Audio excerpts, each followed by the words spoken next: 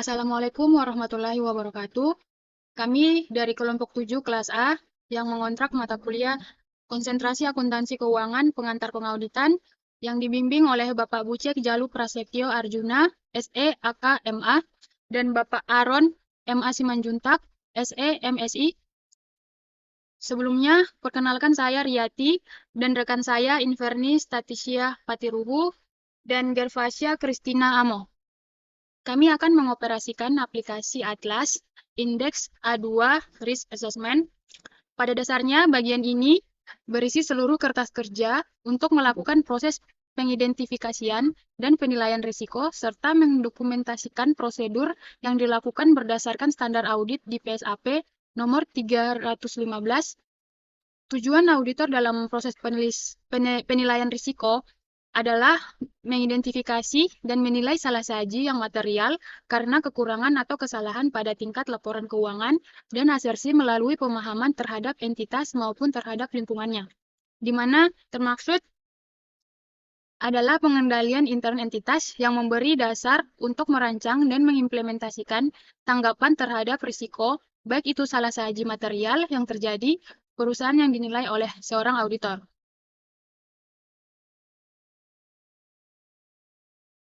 Yang pertama, A210, materialitas awal.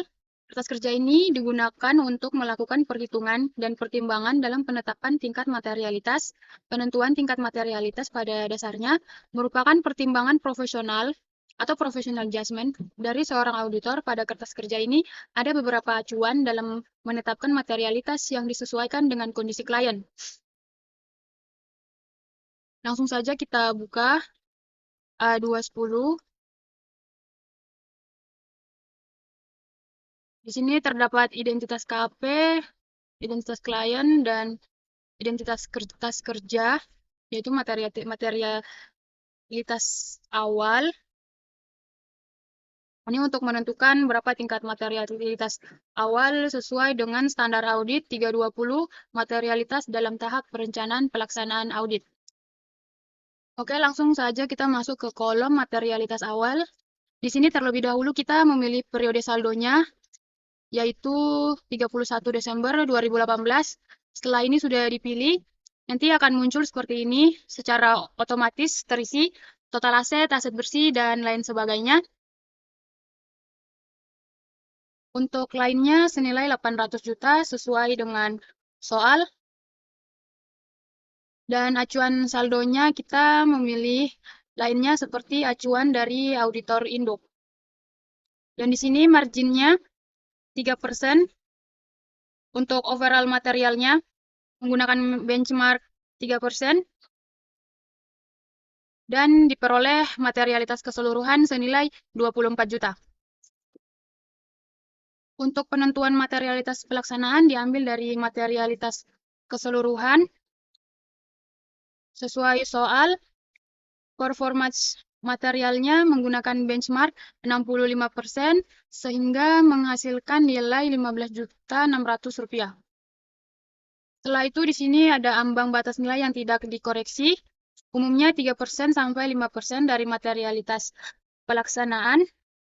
Sini nilai-nilainya dari soal 3% sehingga menghasilkan nilai Rp468.000. Di sini untuk pertimbangan profesional memilih acuannya, persentase 3% yang rendah dipilih karena bersifat konservatif kemungkinan untuk mengantisipasi risiko yang dinilai sedang sampai tinggi. Dan untuk pertimbangan profesional memilih acuan terkait materialitas pelaksanaan, ini adalah tingkat risiko moderat yang berarti auditor mengantisipasi adanya beberapa temuan salah saji, sehingga butuh audit yang lebih ketat daripada jika untuk marginnya 80%. Setelah itu, untuk pertimbangan profesional acuan terkait ambang batas nilai yang tidak dikoreksi itu, untuk tetap mengumpulkan temuan-temuan yang sangat kecil agar bisa dievaluasi secara gabungan, memastikan totalnya tidak menjadi material. Setelah itu, kita scroll ke bawah. Di sini apakah terdapat pertimbangan penentuan spesifik material? Kita centang. Ini untuk mengisi simpulan, kita masuk ke dalam tentukan spesifik materiality. Di sini untuk tipe materialitasnya, kita pilih yang performance materiality. Adapun spesifik materialitas yang perlu kita perhatikan adalah yang pertama, akun kas, persediaan, dan utang pajak. Saldonya sudah terisi secara otomatis dari laporan keuangan dan sesuai dengan soal. OM-nya senilai 30% dan PM-nya 50%, dan untuk persediaan 5%, dan PM-nya 50%. Untuk utang pajak 30%, PM-nya 50%. Selanjutnya, di sini data saldo laporan keuangan sudah terbentuk. Ada yang materialitas dan ada yang tidak materialitas. Selanjutnya, kita kembali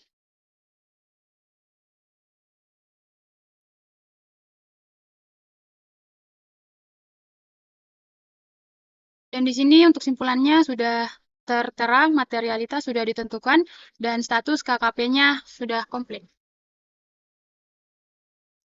Selanjutnya, kita akan bahas terkait A220, analisis awal kertas kerja ini digunakan untuk melakukan prosedur analisis awal atas laporan keuangan klien sebagai bagian dari prosedur penilaian risiko, di mana prosedur analisis awal merupakan salah satu prosedur untuk menilai kemungkinan adanya risiko salah saji dari suatu akun, di mana kertas kerja ini juga merupakan kontrol atas kertas kerja pendukungnya. Baik, kita masuk ke A220. Di sini terdapat analisis perbandingan data antar periode dan analisis rasio keuangan. Langsung saja kita masuk pada indeks A220.1.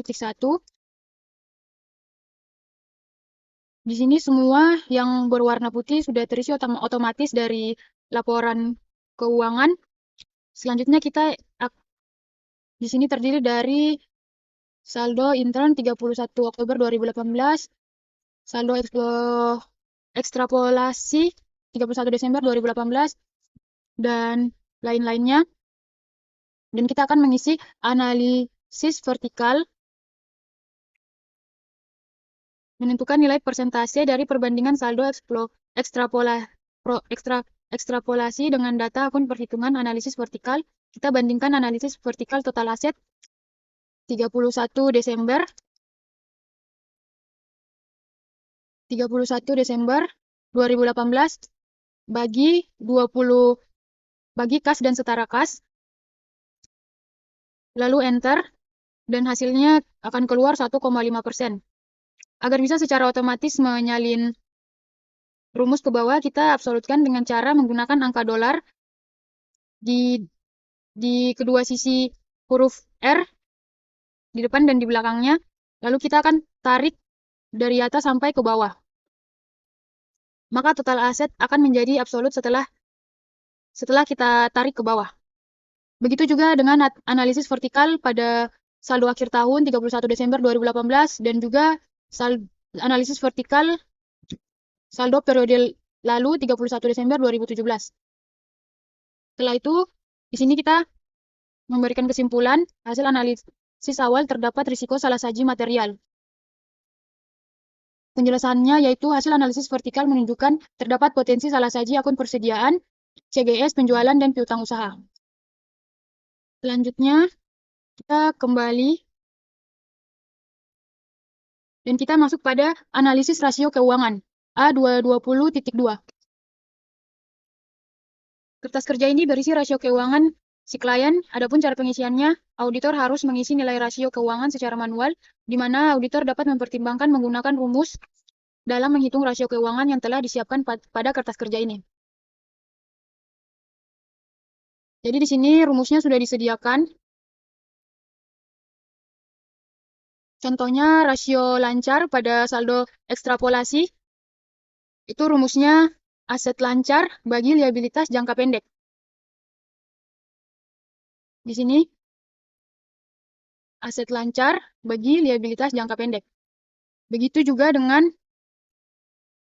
periode saldo sebelumnya, aset lancar dibagi dengan liabilitas jangka pendek. Begitu juga dengan rasio kas Rasio kas rumusnya kas dan setara kas dibagi liabilitas jangka pendek. Di sini kas dan setara kas dibagi dengan liabilitas jangka pendek. Begitu juga seterusnya sampai pada ROA dan ROE. Untuk kolom-kolom yang berwarna putih sudah terisi otomatis dari laporan keuangan, sehingga setelah semua sudah terisi seperti ini, kita langsung masuk pada kesimpulan, yaitu hasil analisis awal tidak terdapat risiko salah saji material, dan status KKP-nya komplit. Selanjutnya kita masuk pada A230, yaitu pemahaman entitas dan lingkungan. Kertas kerja ini digunakan untuk melakukan prosedur pemahaman atas entitas beserta lingkungan entitas klien.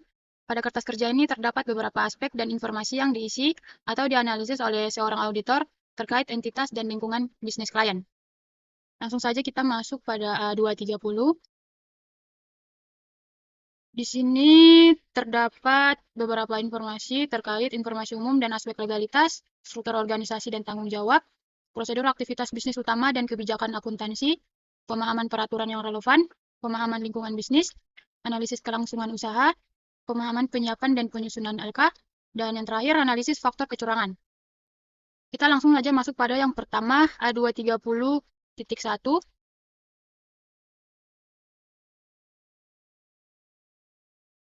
Di sini terkait informasi umum dan aspek legalitas, dia sesuai standar akuntansi 315, pengidentifikasian dan penilaian risiko kesalahan penyajian material melalui pemahaman entitas dan lingkungannya.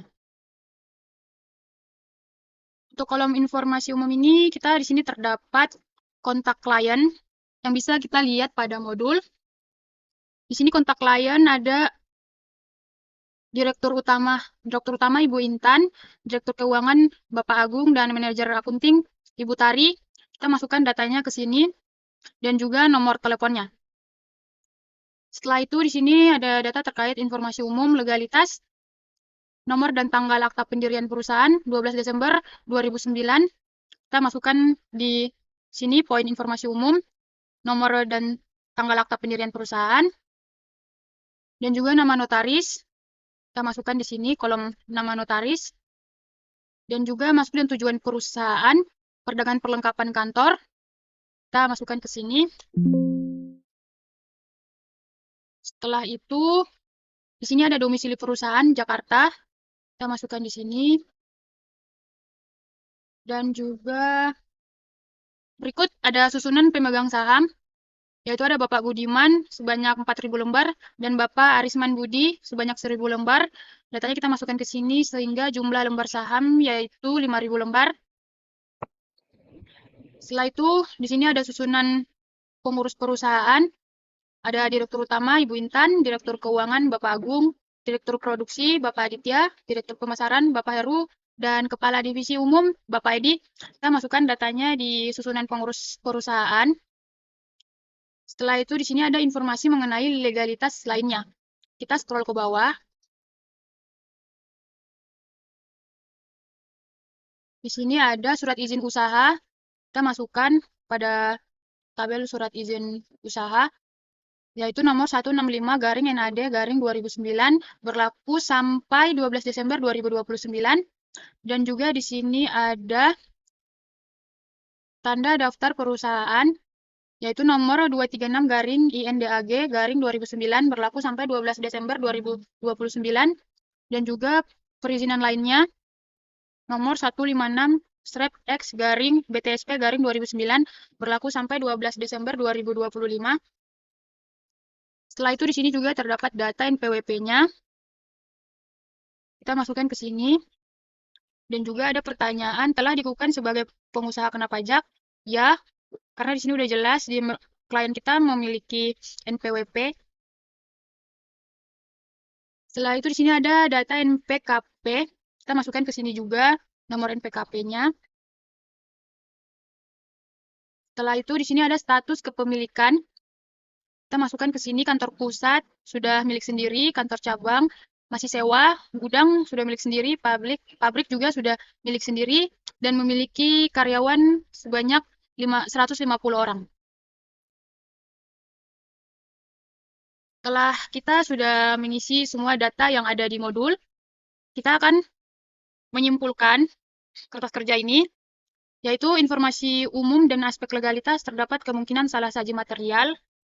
Dan kita akan simpan penjelasannya di sini, yaitu karena terkait kantor cabang yang berstatus sewa, ada risiko perusahaan belum mengimplementasikan PSAK 73/IFRS 16 jika sewa jangka panjang dicatat sebagai biaya biasa dan bukan diakui sebagai right of as asset dan lease liability di neraca, maka nilai aset dan liabilitas perusahaan akan understated. Setelah itu kita ke previous index. Kita lanjut pada A232. Di sini kita coba lihat modul. Sini terdapat data struktur organisasi dan uraian tanggung jawab. Di sini kita sudah masukkan struktur organisasinya. Kita salin saja dari modul. Sama juga untuk uraian tanggung jawabnya. Di sini direktur utama sebagai koordinator, komunikator, pengambilan keputusan, pemimpin, pengelola, dan eksekutor dalam menjalankan dan memimpin perusahaan. Direktur keuangan menjalankan perusahaan pemantauan dan pengambilan keputusan mengenai perihal yang berhubungan dengan keuangan di perusahaan. Dan direktur produksi membuat perencanaan, mengawasi, berinovasi, dan bertanggung jawab penuh dalam proses produksi. Direktur pemasaran merencanakan dan merumuskan kebijakan strategis yang menyangkut pemasaran. Dan kepala divisi umum supporting atas seluruh kegiatan operasional perusahaan. Setelah kita mengisi semua data yang dari modul, kita simpulkan kembali. Di sini simpulannya, struktur organisasi dan uraian tanggung jawab terdapat kemungkinan salah saji material. Untuk penjelasan kemungkinan salah sajinya, di sini kelemahan lingkungan pengendalian internal akibat kurangnya pemisahan fungsi pengawasan yang independen. Struktur tersebut tidak menunjukkan adanya unit audit internal atau fungsi checks dan balance yang terpisah dari direktur utama. Setelah A230.2 sudah terisi, kita kembali lagi ke previous index. Lanjut, kita masuk pada A230.3. Di sini kita lihat untuk proses bisnis utama dan kebijakan akuntansi rutin. Di soal ada uraian siklus penjualan, piutang usaha, dan penerimaan. Berarti di sini drop-down-nya kita pilih ya. Dan juga uraian siklus pembelian, persediaan, hutang, dan pengeluaran. Kita pilih ya. Dan yang lainnya kita kosongkan karena di modul tidak ada. Setelah itu, untuk rangkuman uraian siklus penjualan, piutang usaha, dan penerimaan, di sini ada, kita tinggal masukkan saja data dari sini, pindahkan ke atlas. Begitu juga rangkuman uraian siklus pembelian, persediaan, hutang, dan pengeluaran. Pada soal di sini ada di sini pembelian, persediaan, hutang, dan pengeluaran. Kita tinggal masukkan yang di sini ke kolom rangkuman uraian siklus pembelian, persediaan. Setelah semuanya sudah terisi, data yang ada pada modul sudah terisi semua, kita simpulkan kembali. Yaitu simpulannya di sini, proses aktivitas bisnis utama terdapat kemungkinan salah saji material. Untuk penjelasan kenapa ada kemungkinan salah saji, di sini risiko salah saji material meningkat karena adanya indikasi bahwa pemisahan tugas antar pegawai yang mengurus piutang usaha dan yang berwenang mencatat penerimaan kas belum memadai. Hal ini bisa mengarah pada kecurangan seperti lapping piutang atau pencatatan penjualan fiktif. Setelah simpulan dan penjelasannya sudah terisi, kita kembali lagi ke previous index. Kita lanjut pada A230.4. Di sini, pada A20.4, sini terdapat pemahaman atas peraturan yang relevan dengan klien. Kita masukkan datanya dari modul. Untuk nomor dan nama peraturannya, di sini kita masukkan semua data yang di modul pada kolom pemahaman atas peraturan yang relevan dengan klien. Setelah sudah terisi semua, sini kita simpulkan pemahaman peraturan yang relevan terdapat kemungkinan salah saji material. Sini penjelasannya, ketidakpatuhan terhadap UU PPH di masa lalu, Seperti yang dikatakan pada soal di sini, perusahaan terkait peraturan PPh kurang patuh berdasarkan hasil pemeriksaan petugas pajak pada tahun sebelumnya, serta saat ini sedang diawasi secara ketat oleh kantor pajak. Yang kini sedang diawasi ketat dan bahkan kalian mengajukan keberatan. Ini saat ini kalian telah mengajukan beberapa keberatan pajak atas kurang bayar hasil pemeriksaan, menunjuk adanya risiko tinggi bahwa utang pajak diraca bisa saja salah saji. Adanya fakta bahwa klien belum mencatat kewajiban imbalan pasca kerja sesuai UU Ketenagakerjaan nomor 13 tahun 2003. Padahal klien memiliki lebih dari 100 karyawan tetap dan telah lama berdiri, menimbulkan risiko salah saji material yang sangat serius pada akun liabilitas imbalan pasca kerja. Kegagalan mencatat kewajiban ini melanggar asersi kelengkapan dan penilaian liabilitas yang secara langsung akan membuat liabilitas entitas menjadi salah saji secara material. Setelah simpulan dan penjelasan kemungkinan salah sajinya sudah terisi, kita kembali lagi Reviews Index. Kita masuk pada A230.5.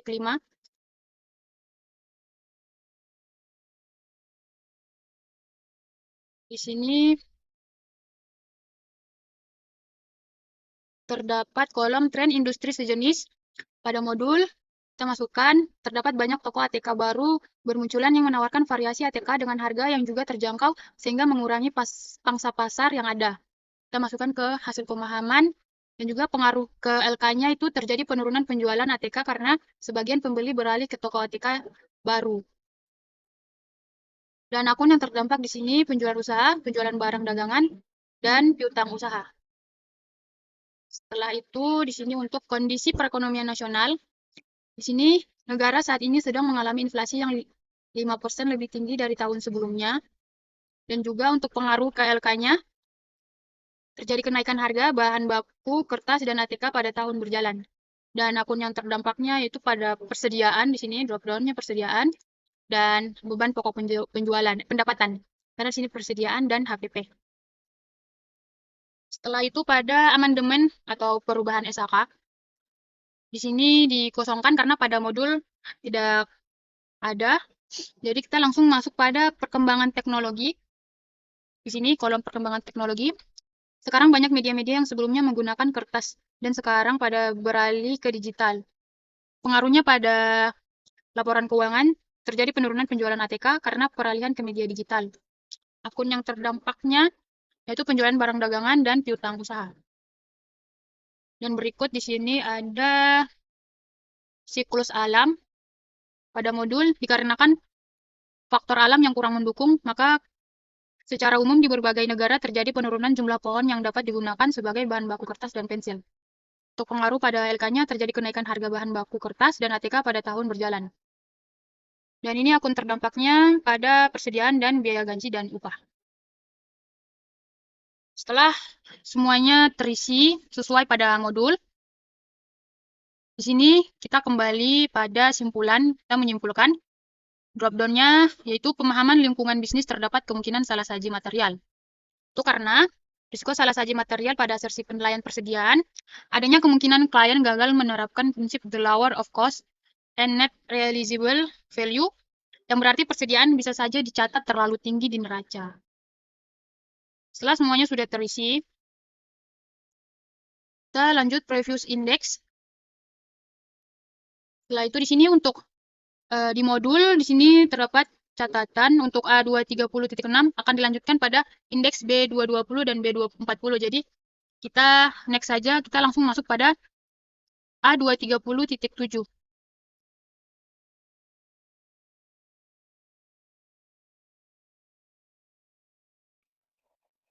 Di sini pada modul prosedurnya, lakukan interview untuk memperoleh pemahaman terkait, cek SOP untuk menentukan desain dari proses dan pengendalian terkait. Jika terdapat pengecualian, peroleh penjelasan mengenai hal tersebut kepada pemilik kontrak. Di sini ada data staf terlibat dalam pembuatan closing laporan keuangan. Kita masukkan pada atlas. Di sini Abdul sebagai direktur keuangan memeriksa neraca saldo setiap 3 bulan. Dan juga di sini ada Ahmad, dia sebagai head of accounting, dan terakhir Ali sebagai staff accounting. Setelah itu kita masuk pada deskripsi prosesnya. Sini item penyiapan laporan. Pada modul, setiap bulannya pada saat dilakukan closing bulanan, staf akuntin melakukan rekonsiliasi antara subledger yang terdapat pada masing-masing modul dengan ledger yang terdapat pada JL. Rekonsiliasi ini akan diinterview oleh Ahmad. Bukti review ini dituangkan dalam bentuk tanda tangan pada draft laporan keuangan bulanan. Untuk aktivitas kontrolnya, setiap bulan staf akuntin akan membuat kertas kerja neraca saldo yang berisikan rekonsiliasi, neraca, dan laporan laba rugi bulanan kertas kerja tersebut. Di sini apakah relevan terhadap audit? Di sini ya, relevan. Dan identifikasi salah sajinya tidak ada. Akun yang berdampak itu semua akun berdampak. Setelah itu, untuk pencatatan jurnal penyesuaiannya, ini pada modul untuk pembuatan adjustment bulanan seperti penjurnalan depresiasi, akrual, dan sebagainya. Penjurnalan dilakukan oleh ahli langsung, jurnal adjustment, dan supporting dokumennya akan didokumentasikan oleh ahli. Jurnal adjustment ini akan langsung dipost ke JL, modul oleh ahli, dan diperlakukan adanya approval dari Head of Accounting. Flow penjurnalan akrual yaitu beban akrual, flow penjurnalannya depresiasi, flow penjurnalan penyisiannya piutang. Dan di sini tidak ada aktivitas kontrolnya, makanya di sini tidak relevan. Untuk identifikasi salah sajinya, di sini tidak dilakukan impairment test atas piutang usaha dan aset tetap. Terdapat kesalahan dalam perhitungan depresiasi aset tetap. Sehingga akun yang berdampak yaitu beban penyusutan dan amortisasi dan utang lain-lain jangka panjang. Setelah itu di sini juga ada pencatatan, transaksi antar perusahaan. Di sini intercompany transaction yang umumnya terjadi pada perusahaan adalah berupa penjualan kepada pihak berelasi dan pinjaman dari pemegang saham. Aktivitas pengendaliannya di sini ada transaksi intercompany loan akan dilakukan berdasarkan agreement yang ada dan harus di-approve oleh Direktur Keuangan setiap ada penerimaan dan pengeluaran dana. Untuk intercompany transaction, maka akan dibuatkan GV untuk kemudian direview dan diotorisasi oleh Head of Accounting. Perhitungan bunga juga dibuat oleh staf akuntansi dan direview oleh Head of Accounting. Di sini untuk relevan terhadap audit ya, tapi di sini juga ada identifikasi salah saji. Yang pertama, transaksi tidak di-approve. Dan yang kedua, perjanjian tidak ada dan tidak diungkapkan dalam catatan atas laporan keuangan. Sehingga di sini akun yang terdampak yaitu utang usaha. Setelah semua data yang ada pada modul dimasukkan ke atlas, kita di sini mengambil kesimpulan yaitu pengendalian, penyiapan, dan penyusunan LK belum memadai. Untuk penjelasannya di sini pada proses pencatatan jurnal penyesuaian, di mana staf akunting melakukan jurnal penyesuaian sekaligus post to GL, ditambah lagi dengan risiko spesifik bahwa tidak dilakukan impairment test untuk piutang usaha dan aset tetap. Hal ini melanggar prinsip pemisahan tugas dan secara langsung mengancam asersi penilaian berpotensi menyebabkan piutang usaha dan aset tetap dicatat overstated. Setelah simpulan dan penjelasannya sudah terisi, kita kembali lagi. Kita masuk pada yang terakhir, analisis faktor kecurangan A230.8. Di sini terdapat beberapa transaksi penjualan yang tidak terdapat bukti pendukung baik dari pelanggan maupun dari dokumen pengiriman barang ke pelanggan. Berikut data penjualan dan hasil audit. Nilai catatan kliennya 3 miliar 463 juta 250 rupiah. Nilai hasil auditnya 3 miliar 300 juta 250 ribu rupiah. Dan overstatement penjualannya 163 juta ribu rupiah. Di sini masuk pada tekanan stabilitas atau profitabilitas keuangan terancam oleh kondisi ekonomi, industri maupun kondisi operasional entitas sendiri, seperti terdapatnya atau diindikasikan oleh ini berpengaruh pada 1B, yaitu kondisi yang rentan terhadap terjadinya perubahan yang sangat cepat, antara lain perubahan dalam aspek teknologi, keusahaan produk, atau tingkat bunga. Sehingga akun yang terdampak yaitu penjualan barang dagangan. Yang lainnya dikosongkan aja, karena di soal juga tidak ada datanya. Jadi kita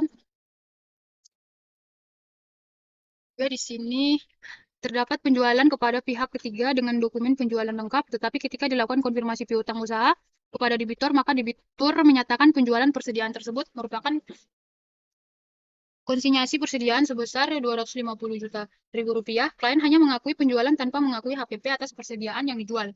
Selain itu terdapat akun yang memungkinkan terdapat risiko salah saji material dan disebabkan oleh faktor kecurangan seperti kas dan setara kas, persediaan, hutang, dan pajak.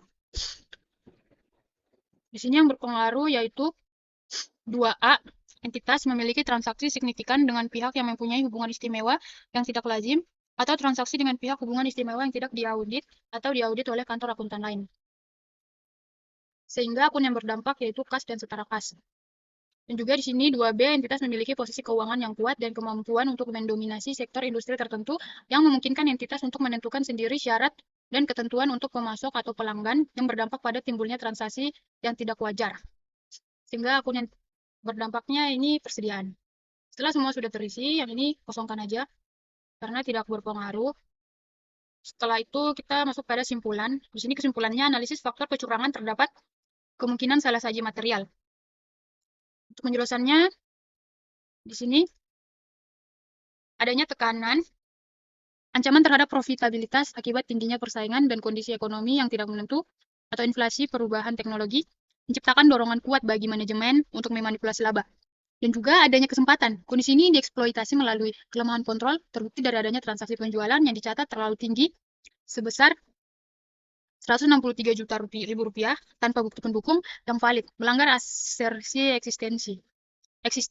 Risiko kecurangan diperparah dengan adanya kasus penjualan kepada pihak ketiga yang ternyata adalah konsinyasi di mana klien hanya mengakui penjualan tanpa mengakui HPP, menyebabkan penjualan overstate dan HPP understate.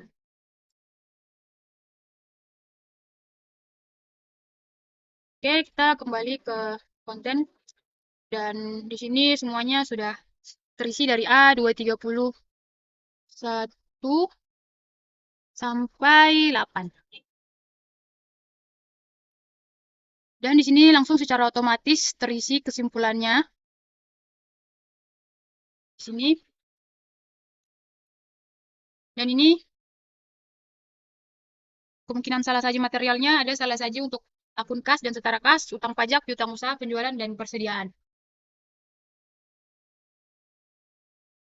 Kita masuk pada indeks A240 yaitu terkait dengan inherent risk.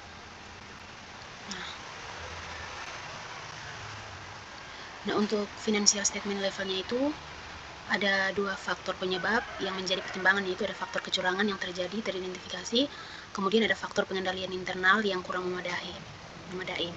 Kemudian untuk risk of material misstatement itu ada, kita isinya tuh M atau median, karena terdapat 2 checklist dari 5 checklist yang ada. Kemudian untuk respon auditnya itu KP akan melibatkan staf yang memahami para penilaian properti, investasi, dan imbalan pasca kerja. Kalau sudah, kita lanjut ke count levelnya, yaitu berdasarkan soal.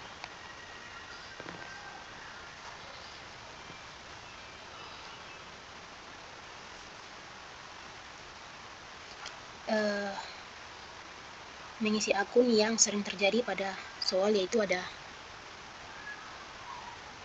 akun-akun yang sering terjadi pada soal itu ada akun penjualan dan piutang usaha. Akun piutang usaha, persediaan, kemudian ada piutang usaha. Selain itu kita isinya tuh tidak, kecuali piutang usaha dan penjualan. Kemudian kalau sudah, kita lihat pada terdapat kontingensi. Nah, ini terdapat kontingensi yang teridentifikasi, yaitu akun utang pajak akun utang pajak. Nah, berarti untuk akun utang pajak kita isi ya, kemudian utang pajak kita isi ya. Selain itu kita isi tidak. Kemudian akun yang memiliki signifikansi transaksi dengan pihak.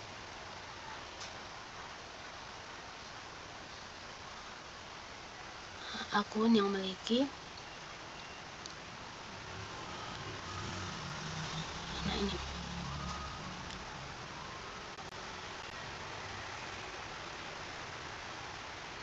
akun yang transaksi dengan pihak relasi yang signifikan itu semuanya tidak, kecuali akun utang lain-lain jangka panjang, yaitu di soal nomor 20. Selain dari itu tidak, kecuali akun ini, utang lain-lain jangka panjang. Kemudian kita lanjut pada akun yang diukur menggunakan estimasi. Nah ini akun yang diukur menggunakan estimasi. Itu di soal itu ada akun imbalan pasca kerja, properti investasi, dan implement atas piutang usaha. Maka di kolom ini kita isi dengan akun-akun yang sudah tertera di soal.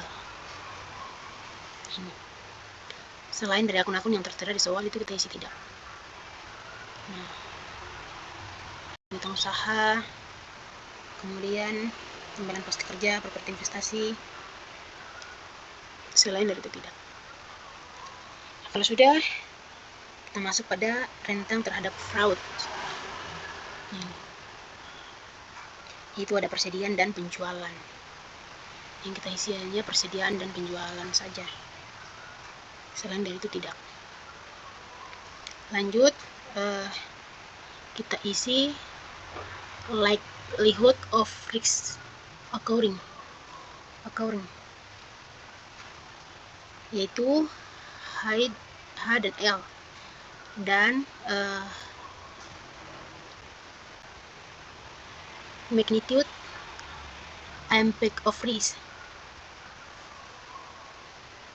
yang dimana levelnya ini tuh berdasarkan level of material atau tidak. Setelah itu baru kita, nah kalau kita sudah isi, kita lanjut pada kita menyimpulkan pada inherent risk, yaitu udah punya kesimpulannya seperti ini. Ada L, high. Nah kalau sudah ada A, median. Kalau sudah, kita masuk pada ini. Untuk inherent risk ini nilai yang hasilnya tuh untuk tiap-tiap akun.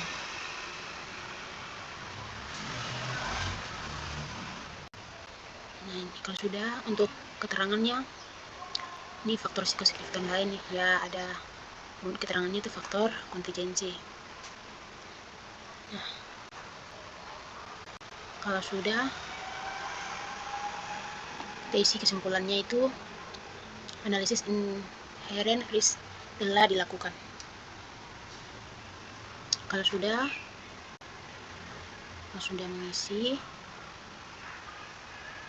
kita kembali lanjut ke A250, itu terkait dengan kontrol risk.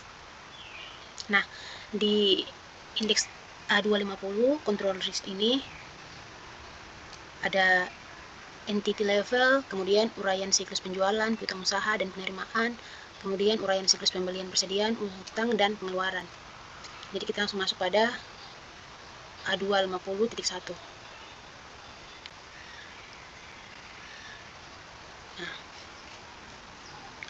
di sini untuk siklus pertama itu A250.1 itu untuk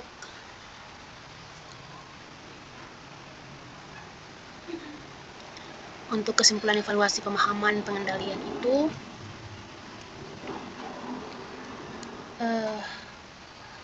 untuk kita mau mendapatkan kesimpulan evaluasi pemahaman pengendalian ini, kita harus melakukan evaluasi pemahaman pengendalian dulu. Kita harus mengisinya dulu.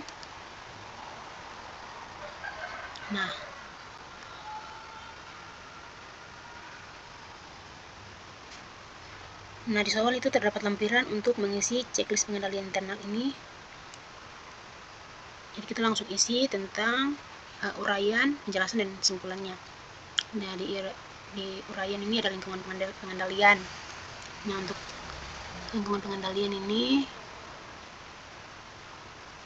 ada tiga yang memadai. Yaitu yang pertama itu tentang apakah manajemen berdasarkan pengawasan TCWG telah menciptakan dan melibatkan budaya jujur dan perilaku etis. Simpelnya itu memadai karena manajemen telah membudayakan kejujuran dan perilaku etis dan telah memastikan hal tersebut diimplementasikan. Kemudian yang kedua, apakah manajemen telah memastikan bahwa nilai integritas dan etika telah dilaksanakan? Ya, simpulnya memadai karena membuat surat pernyataan integritas. Nah, kemudian yang ini juga memadai. Selain dari itu tidak memadai. Lanjut. Nah, untuk proses penilaian risk ini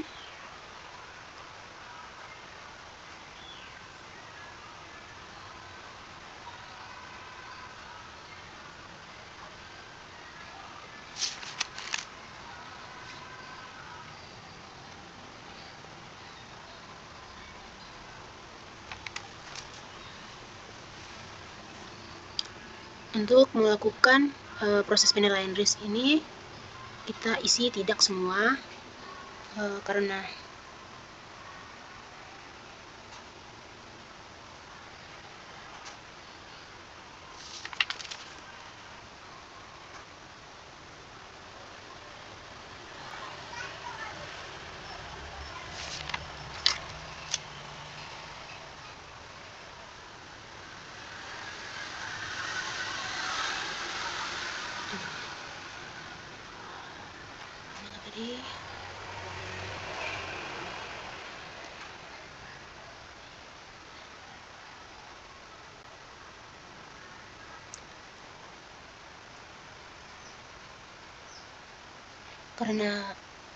untuk proses penilaian risk ini kita isi tidak semua karena manajemen tidak melakukan penilaian risiko, sehingga kita isi tidak. Kemudian lanjut pada aktivitas pengendalian itu, di sini hanya 2 yang memadai. Kemudian informasi dan komunikasi semuanya memadai karena auditor sudah memperoleh pemahaman terkait operasional perusahaan yang berpengaruh signifikan terhadap laporan keuangan. Jadi semuanya memadai. Nah, untuk pemantauan atas pengendalian ini satu saja yang memadai karena manajemen memiliki internal audit, namun pengawasan yang dilakukan kurang memadai sehingga auditor tidak mengandalkan laporan SPI.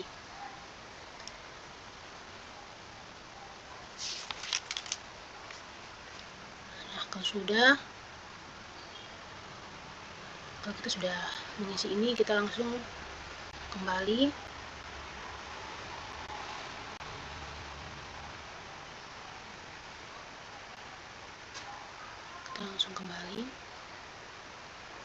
untuk evaluasi pengendalian yang ini kita tidak dapat mengisinya karena tidak tertera di kasus, tidak ada keterangan di kasus yang kita baca, makanya kita tidak mengisi.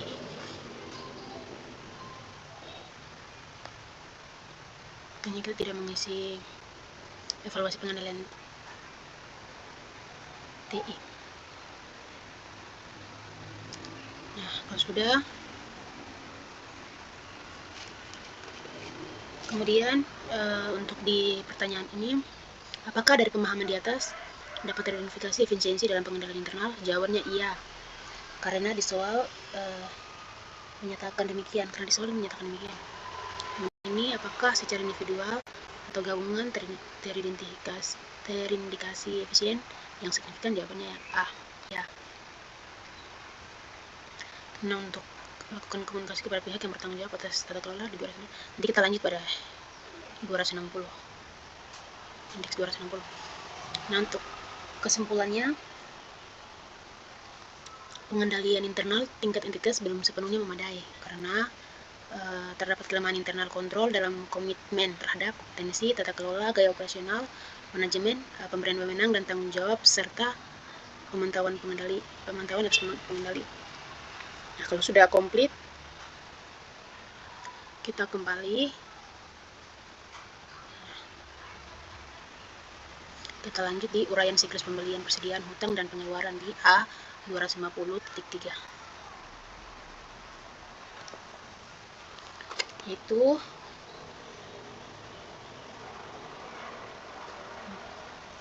uraian siklus pembelian, persediaan, hutang, dan pengeluaran. Pada siklus ini itu akan muncul pada uraian siklus ini karena sudah diisi dengan bagian-bagian sebelumnya. Jadi dia langsung terisi di sini karena sudah diisi dengan bagian-bagian sebelumnya. Nah, untuk frekuensinya itu sering, kemudian what can go wrong itu akurasi nilai persediaan dan HPP. Kemudian untuk pelaksanaan aktivitas pengendaliannya itu ada otorisasi, kemudian pemisahan tugas, pengelolaan informasi. Kemudian untuk akun-akun yang terkait itu ada beban pokok pendapatan, piutang usaha, persediaan, kemudian kas dan setara kas. Nah, untuk aset yang terkait ini semuanya di sini ada completeness, kemudian ada existent, kemudian ada acquisition dan acto, kemudian ada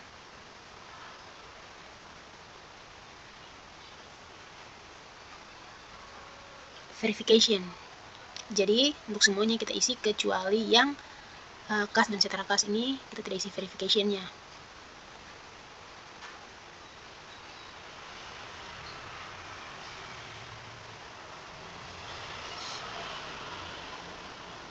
Kemudian untuk mengandalkan pengendaliannya semuanya tidak. Lalu untuk test of control ini analisisnya itu tidak efektif semuanya dan hasilnya high. Itu sudah. Kemudian untuk kesimpulannya itu pengendalian internal pada siklus ini belum sepenuhnya memadai. Ya, karena alasannya itu dokumentasi siklus pembelian masih belum memadai. Nah, kalau sudah, kita kembali.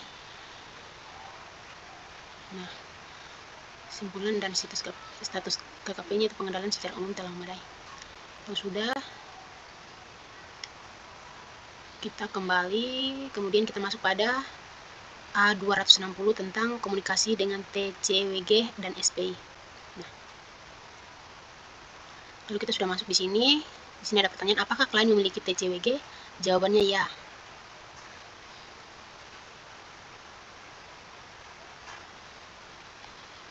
Jawabannya ya karena berdasarkan soal juga menyatakan demikian, sehingga kita isi ya di sini. Apakah klien memiliki SPI? Jawabannya tidak, karena berdasarkan soal itu dia tidak menyatakan demikian, sehingga yang dapat kita lihat itu hanya di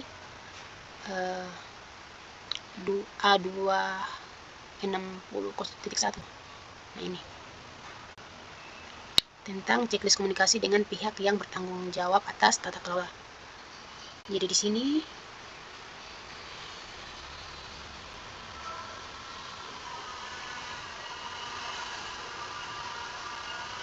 untuk pihak yang bertanggung jawab atas tata kelola itu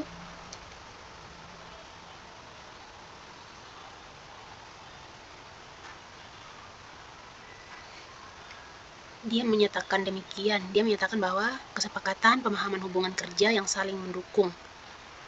Dia menyatakan iya. Semuanya dia menyatakan iya, kecuali komunikasi terkait estimasi akuntansi yang signifikan. Nah, dia tidak menyatakan karena dia kecuali komunikasi terkait estimasi akuntansi yang signifikan. Itu tidak, karena dia tidak menyatakan dalam soal seperti itu. Nah, untuk kesimpulannya itu, komunikasi dengan pihak JWG sudah memadai. Nah, kalau sudah komplit, kita langsung kembali.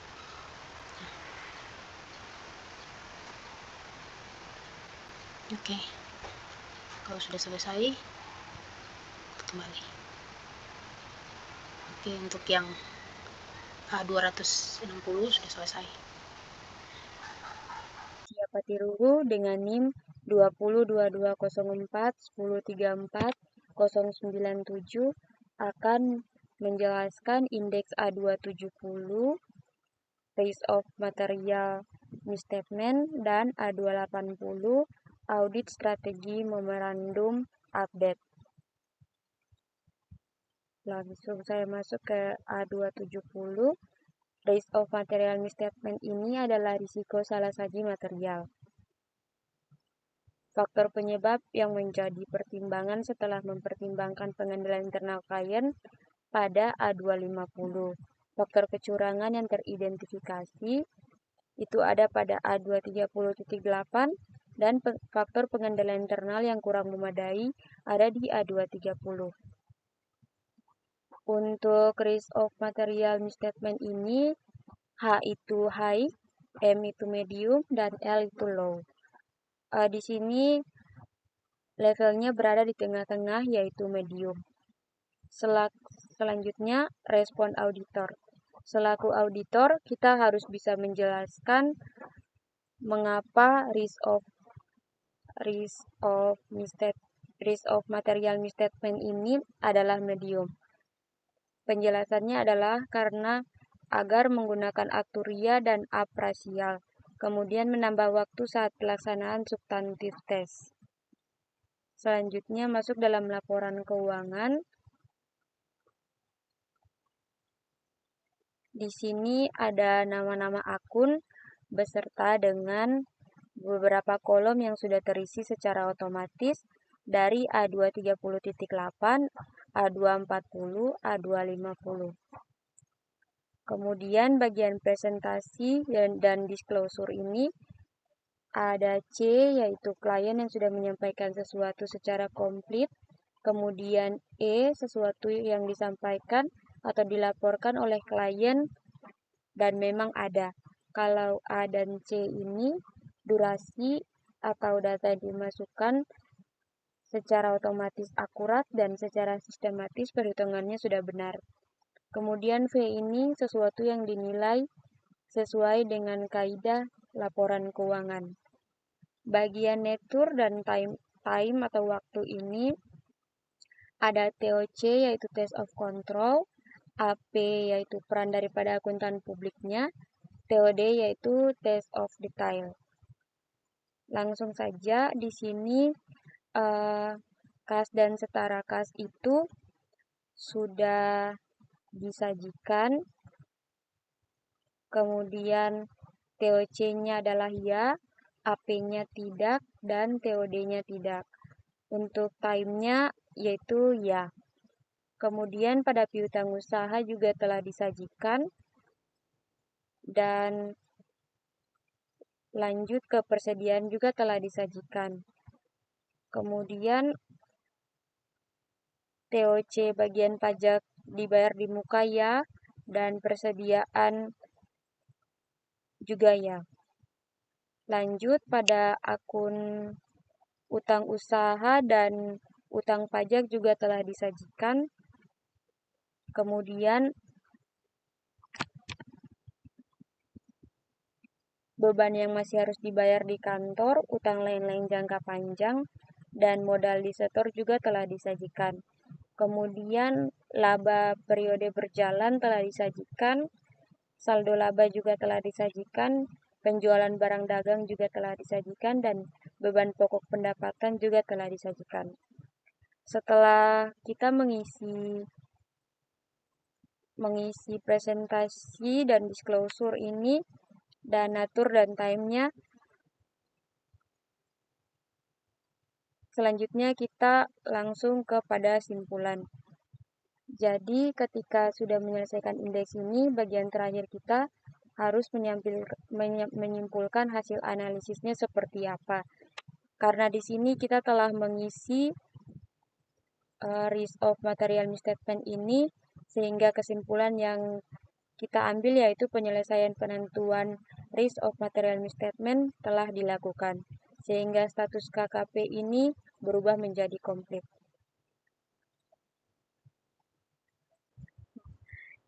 Kita masuk ke dalam indeks A280, yaitu audit strategi memorandum update.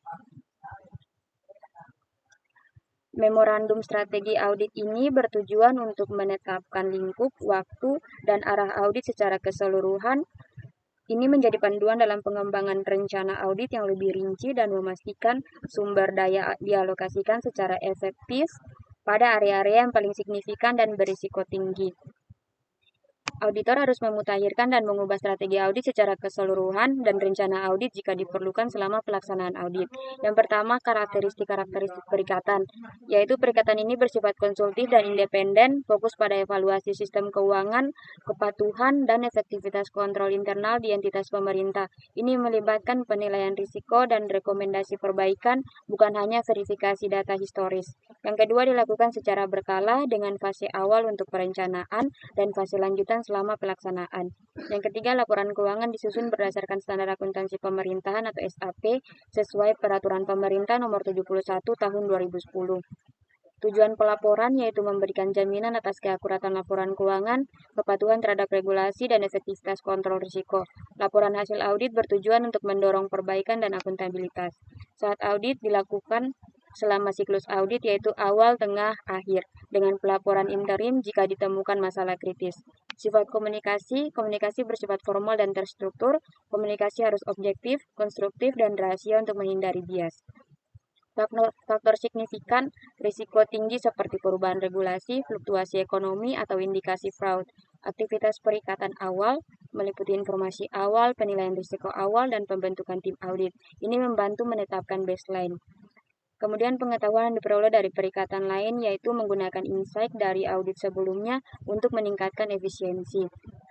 Sifat yaitu susunan tim audit, seperti penanggung jawab, pengendali teknis, ketua tim, dan anggota. Yang terpenting, identifikasi kebutuhan akan spesialis.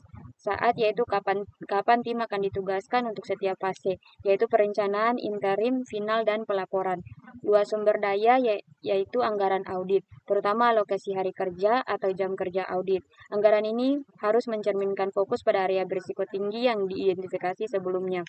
Yang kedua yaitu rencana audit. Sifatnya wawancara dengan manajemen kunci, yaitu KPA, PPK, bendahara, UAKPA, untuk memahami proses bisnis. Proses analitis awal, yaitu membandingkan data untuk mencari anomali, observasi, mengamati bagaimana proses kunci dilakukan. Saat dilakukan pada tahap awal audit, perencanaan, dan awal pekerjaan lapangan. Luas yaitu cukup untuk mendapatkan pemahaman yang memadai atas lingkungan pengendalian intern atau SPI dan mengidentifikasi potensi risiko salah saji material. Sifat yaitu pengujian pengendalian atau test of control dan pengujian rinci test of details. Saat dilakukan secara interim tengah tahun biasanya untuk TOC atau test of control, atau pada akhir tahun yaitu final untuk saldo akhir tahun. Luas ini adalah ukuran sampel. Luas pengujian berbanding lurus dengan risiko. Kita masuk dalam indeks B100 yaitu worksheet. Di sini ada indeks B110 yaitu working trial balance, B120 prosedur mapping dan schedule, B130 dan B140. Yang pertama yaitu B110. Di sini working trial balance-nya sudah terisi secara otomatis.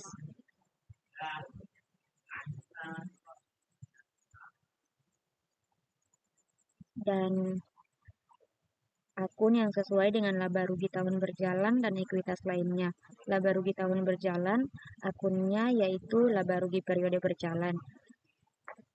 Sehingga status KKP-nya menjadi komplit.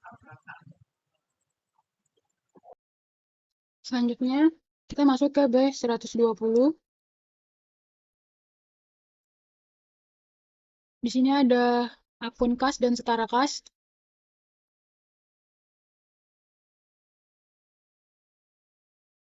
Terdapat CES atau CAJE atau PAJE. Kita klik ya. Ini kas dan setara kas. Sini 1,2.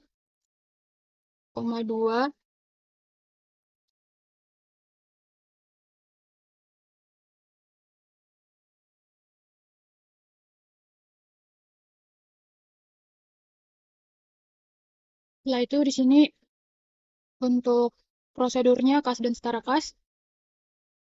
Ini semua dilakukan.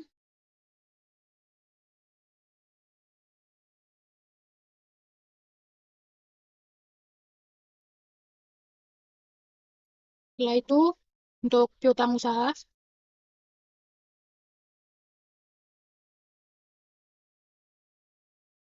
Sini moderate terdapat untuk resume substantif analytical procedures. Sini kita pilih moderate dan di sini terdapat CAJE dan atau PAJE. Setelah itu ini moderate 1,9 dan menghasilkan sample size 48. Dan prosedurnya ini piutang usaha dan piutang lainnya. Untuk statusnya dilakukan.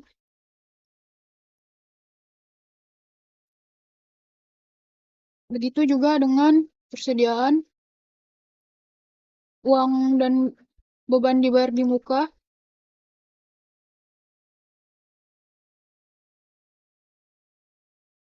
Di sini moderate terdapat CAJE PAJE. Di sini 2,3.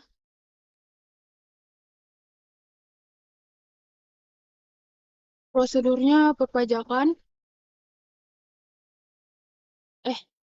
Ya, pajak dibayar di muka perpajakan. Dan simpulannya akun tersebut telah disajikan secara wajar.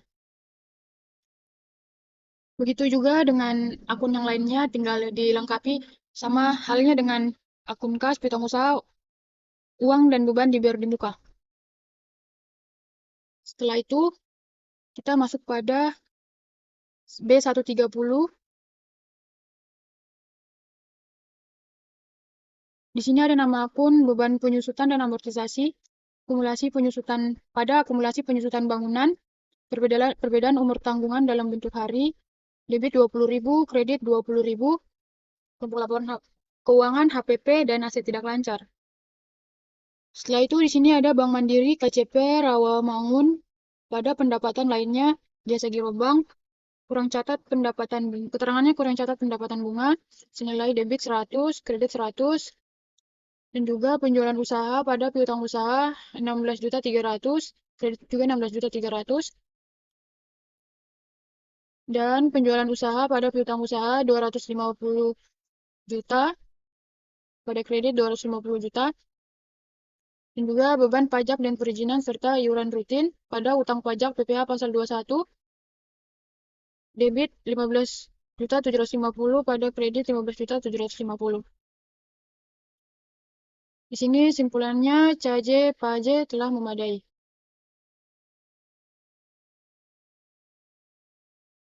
Setelah itu kita masuk pada laporan fungsi keuangan.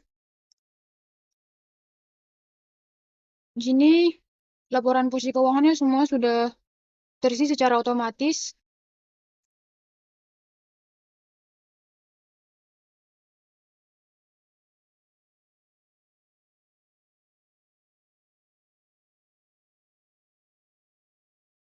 Jadi ini simpulannya BS atau PL telah memadai.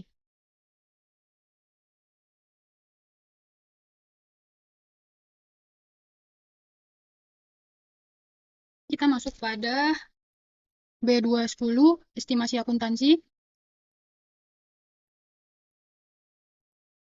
Estimasi akuntansi dia sesuai standar audit 540, audit atas estimasi akuntansi, termasuk estimasi akuntansi nilai wajar dan pengungkapan yang bersangkutan. Di sini terdapat kolom akun estimasi manajemen, yaitu ini penyelesaian kerugian penyusunan nilai piutang, imbalan pasca kerja, properti investasi. Ini sesuai dengan soal.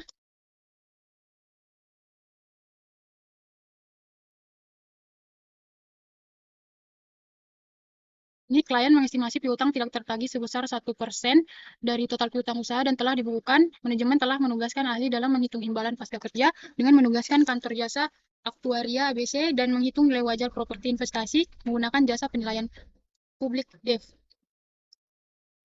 Selanjutnya di sini apakah apakah mereka menggunakan tenaga ahli dalam penyelesaian kerugian penyusunan nilai piutang? Jawabannya tidak. Sementara untuk imbalan pasca kerja dan properti investasi, ya mereka menggunakan tenaga ahli. Setelah itu di sini metode yang digunakan untuk penyelesaian kerugian penyusunan nilai piutang yaitu menggunakan metode roll rate. Terdapat juga di soal.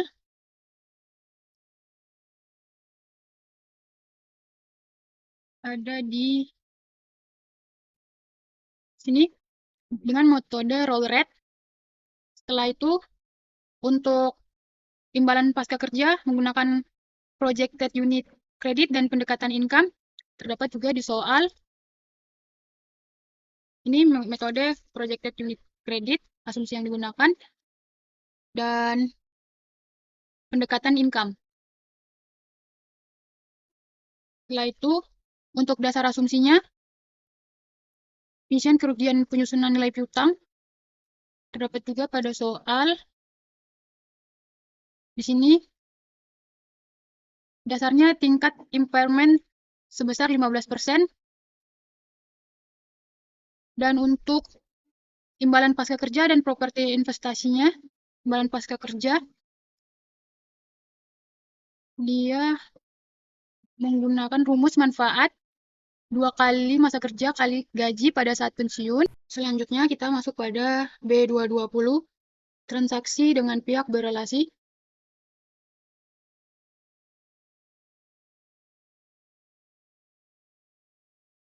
Di sini meminta keterangan dari manajemen untuk melengkapi tabel berikut. Di sini tertera semua dilaksanakan. Dari konfirmasi atau diskusi tentang sifat transaksi dengan pihak perantara yang sesuai, analisis catatan akuntansi untuk transaksi dengan pihak berelasi yang baru teridentifikasi, semua telah dilaksanakan. Setelah itu, untuk mengisi hasil pelaksanaan prosedur identifikasi pihak berelasi, ini terdapat pada soal. Tuan Hanif pada akhir tahun 2018 berjanji akan memberikan utang kepada perusahaan pada bulan Januari 2019 dan telah dituangkan dalam perjanjian pinjaman utang tidak berbunga dengan jangka waktu 5 tahun sebesar 1 juta.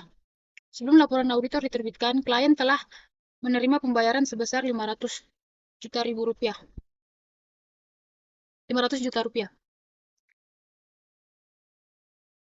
Sehingga di sini untuk identifikasi pihak berelasi termaksud perubahannya dari periode sebelumnya yaitu Tuan Hanif sendiri, terus sifat hubungan pihak berelasi, pinjaman pemegang saham, dan apakah entitas melakukan transaksi pada periode tersebut, dan apa jenis dan tujuan transaksinya.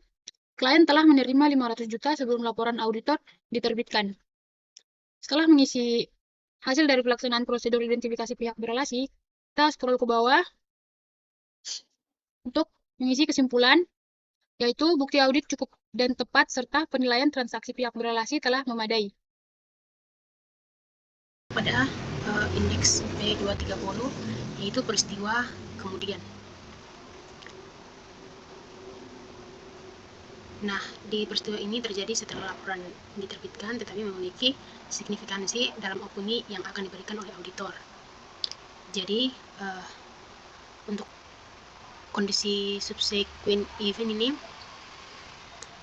yang untuk peristiwa penyesuaian setelah periode pelaporan yang mensyaratkan entitas itu, yang pertama, apakah terdapat penyelesaian kasus pengendalian setelah periode pelaporan yang memutuskan bahwa entitas memiliki kewajiban kini pada akhir periode pelaporan? Jawabannya adalah iya, karena soal ini berkaitan dengan kasus pengadilan atau masalah dengan pengadilan pajak, sehingga kita jawab ya. Nah, untuk yang kedua, kita jawab iya juga, karena soal ini nih ada informasi tentang kebangkrutannya, sehingga kita jawab iya. Nah ini, apakah terdapat informasi yang mengindikasikan adanya implement nilai aset pada akhir periode pelaporan atau perlunya penyesuaian atas jumlah yang sebelumnya telah diakui sebagai rugi penurunan nilai aset? Ya, jawabannya ya, karena yang tadi sudah dijelaskan bahwa soal ini nih ada informasi tentang kebangkrutannya, sehingga kita jawab iya. Nah, untuk itu punya debitnya tuh beban piutang terdagih, kemudian kreditnya piutang usaha. Nah, pengungkapannya juga ya, frasa pengungkapannya itu kita isi yang dari soal, yaitu pada tanggal 15 Januari 2019 PT PPA atau debitur menyatakan kebangkrutan sehingga tidak dapat melunasi utang usaha kepada PT Tirta Makmur sebesar 45 juta rupiah. Kemudian yang berikut yaitu nomor 3, apakah terdapat penentuan setelah periode pelaporan atas biaya perolehan aset yang dibeli atau hasil penjualan aset yang dijual sebelum akhir periode pelaporan? Jawabannya tidak.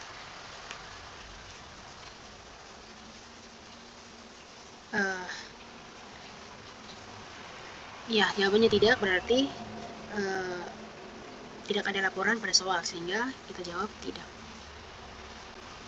Kemudian ini, apakah terdapat pengumuman untuk menghentikan suatu operasi? Jawabannya iya, karena ada informasi tentang SKIMB pada soal, sehingga di sini kita tampilkan iya. Kemudian untuk frasa pengungkapannya itu kita isi sesuai yang ada di soal, yaitu pada tanggal 22 Februari 2019 atas banding nomor 43/G/2018/PTTU NJKT menjelaskan Majelis Hakim Pengadilan Tinggi Tata Usaha Negara Jakarta menyatakan amarnya putusan antara lain: 1. Menyatakan batal atau tidak sah SKIMK nomor 1223/387K. Nah, yang lain ini tidak, karena tidak termasuk dalam soal. Nah, kemudian kesimpulannya itu yaitu bukti audit cukup dan tepat serta evaluasi peristiwa kemudian memadai. Nah, kalau sudah komplit, kita lanjut ke indeks B240 tentang kelangsungan usaha. Nah, untuk indeks ini tuh ada juga di SA 570 tentang kelangsungan usaha juga,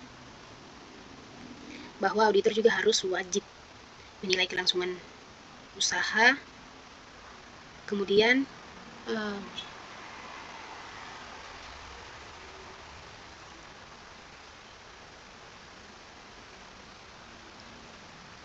di sini ada pilihan akun yang sesuai dengan saldo laba dan modal pemegang saham, yaitu kita pilih saldo laba dan modal investitor.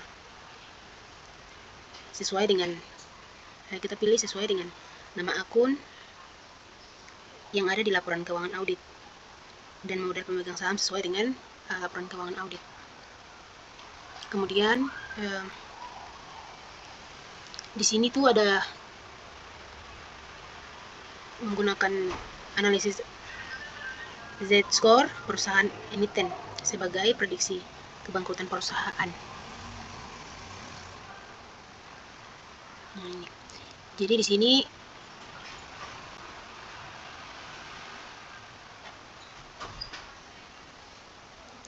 ada analisisnya. Tapi sebelumnya itu kita pilih dulu. Kita pilih apakah perusahaan ini termasuk dalam. Jadi kita isinya itu non manufaktur dan emiten.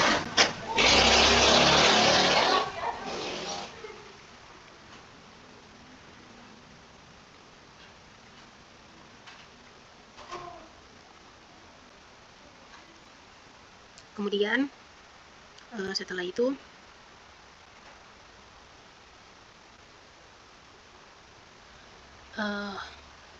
kita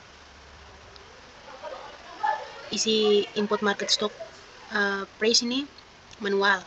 Kita inputnya secara manual dengan rumus yang ada di sini, perhitungannya. Analisisnya itu kita pakai analisis Z-score perusahaan non emiten manufaktur.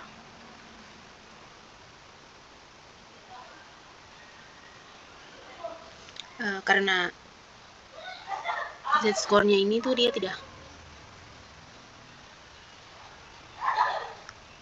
teridentifikasi, jadi kita menggunakan analisis Z-score perusahaan non emiten manufaktur. Kemudian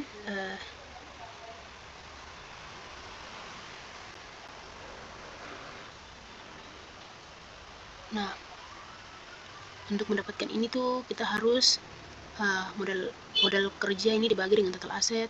Kemudian yang kedua ini hasil dari ini tuh laba ditahan dibagi dengan total aset. Kemudian yang X3 itu EBIT dibagi dengan total aset. Kemudian yang X4 itu ekuitas pemegang saham atau harga pasar saham dibagi dengan total kewajiban. Kemudian yang X5 itu penjualan dibagi dengan total aset. Sehingga hasilnya seperti ini. Kemudian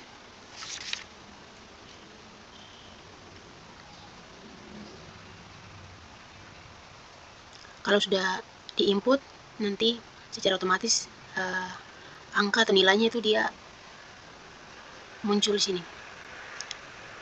Kalau sudah betul itu nanti di sini ditulis pilot, sehingga bisa dikatakan sudah benar. Kemudian kita masuk di sini, yaitu tentang analisis kelangsungan usaha risk assessment. Nah, di sini dikatakan melakukan evaluasi adanya indikasi permasalahan going concern dengan menggunakan analisis statistik dan hasil prosedur analisis. Di sini kita pilih dilaksanakan, semuanya dilaksanakan.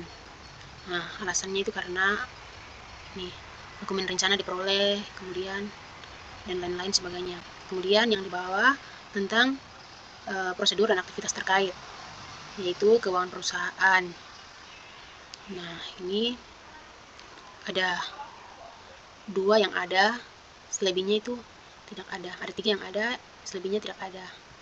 Nah, alasannya kenapa? Alasannya karena ini. Ada karena menunjukkan liabilitas melebihi aset atau modal melebihi aset lancar. Kemudian yang kalau tidak ada, berarti tidak ada indikasi kreditur secara prematur. Nah, itu. Kemudian untuk pendapatan permasalahan going concern, jelaskan rencana manajemennya.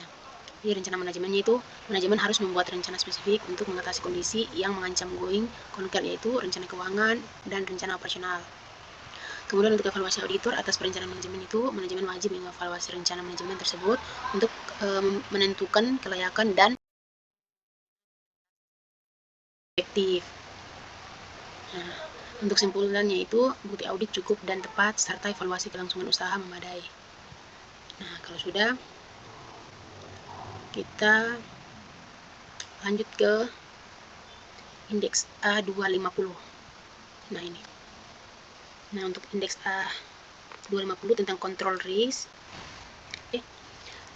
kita masuk ke B250. Maaf, kita masuk ke B250 tentang representasi manajemen. Nah, ini ada kondisi, terus ada pendapat, kemudian komentar dan lampiran. Nah, untuk yang di kondisi ini, pertanyaannya apakah manajemen telah menyediakan representasi tertulis bahwa mereka telah memenuhi tanggung jawab mereka dalam menyusun laporan keuangan sesuai dengan kerangka pelaporan keuangan yang berlaku, termasuk apabila relevan penyajian yang wajar seperti yang ditetapkan dalam ketentuan perikatan audit. Jawabannya adalah A. Kenapa? Karena kewajiban dasar manajemen telah diakui dan ditegaskan. Nah, ini semua jawabannya ya, dan alasannya ini.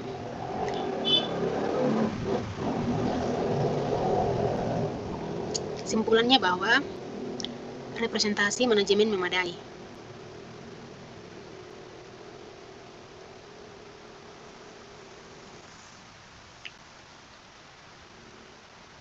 Oke, kalau sudah, kita kembali. Akan masuk di B270 pakar manajemen dan B280 komitmen dan kontingensi. Apakah manajemen menggunakan pakar manajemen?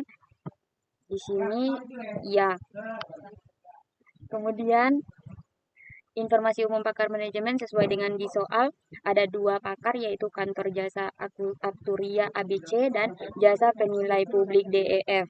Bidang keahliannya yaitu imbalan pasca kerja dan penilaian nilai wajar. Kemudian akun atau pengungkapan signifikan yaitu imbalan pasca kerja dan properti investasi. Siapa yang mempekerjakan? Yang mempekerjakan yaitu manajemen dan komisaris. Selanjutnya pada bagian pertama, apa dasar kita menggunakan jasa akturia dan jasa penilai publik?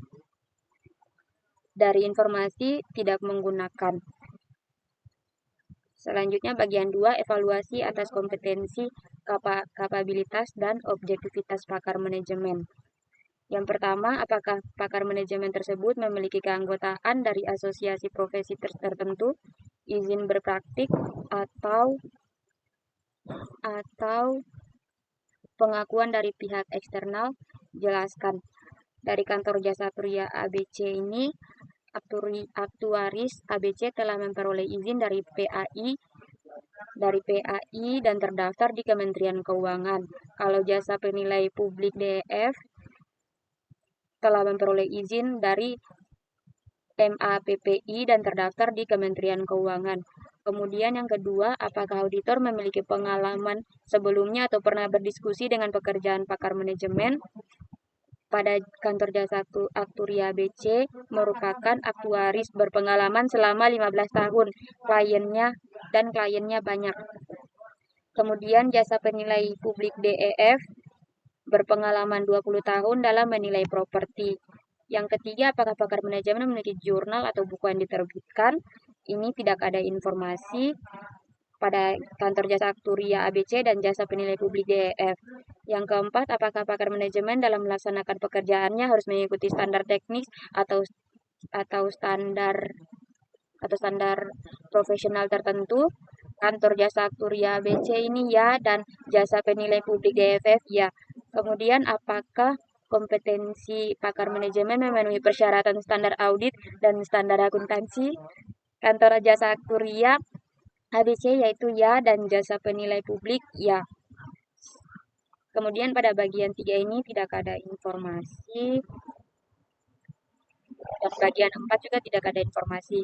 Kesimpulannya, menurut auditor untuk tujuan audit, maka pekerjaan pakar manajemen adalah memadai. Karena dari auditor yang menyatakan bahwa pekerjaan pakar manajemen sudah layak dan bisa diandalkan sebagai bukti audit yang sah untuk mendukung opini auditor atas laporan keuangan secara keseluruhan, sehingga status KKP menjadi komplit.